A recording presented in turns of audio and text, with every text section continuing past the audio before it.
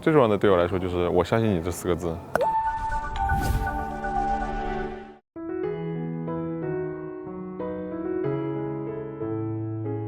我最希望听到我父母对我说的一句话就是，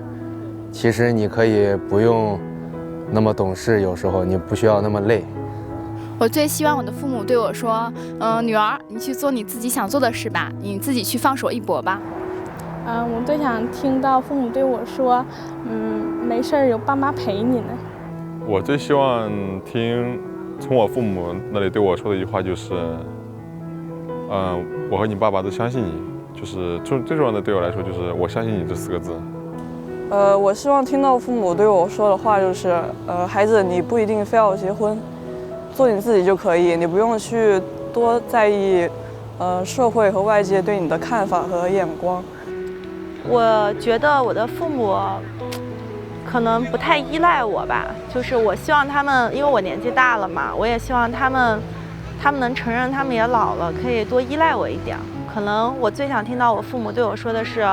我们老了，我们去投奔你吧，这种话吧。长了这么大，从来没有听过爸爸说爱我。其实很希望爸爸能跟我说一句“爱你，宝贝”。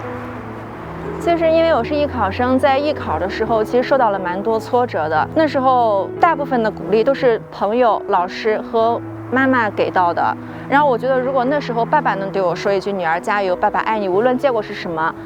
爸爸都为你骄傲，我可能会对自己更有自信，更有信心。我希望爸爸会跟我说，你已经做得很棒了，女儿，你值得被所有人爱。因为我爸爸去世了嘛，所以有很多遗憾。在他在世的时候没有好好一块相处嘛，从小就对我要求很高吧，而且没有真心的夸过我。可能现在事业上与感情上没有那么顺利，所以有时候需要父亲可以抱抱我，对我说我是你最坚强的后盾，可让我有一个依靠的地方吧。对于我而言嘛，我最希望父母对我说的就是饭做好了，回家吃饭吧。比如说我自己一个人被校园欺凌的时候，或者说当我自己一个人要面对成绩、升学的压力，还有其他各种各样的事情的时候，我只能自己一个人面对。而那个时候，我就希望我父母对我说，家里的饭做好了，我们一起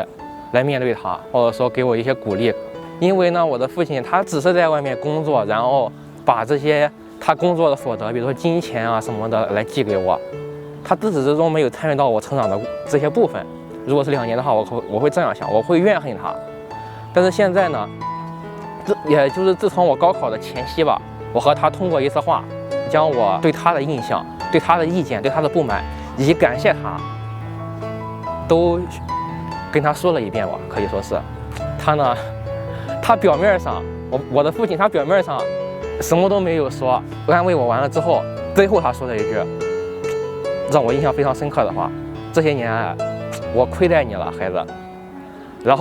后在通话结束之后，过了一段时间，高考结束之后，我的母亲在一次打电话的时候给我说：“你父亲他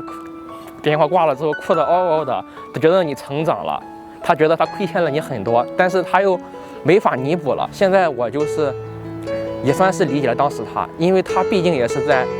当时那种情况下所做最好的选择，自己出去经历这些风霜，来让我在他的庇护之下更好的成长。”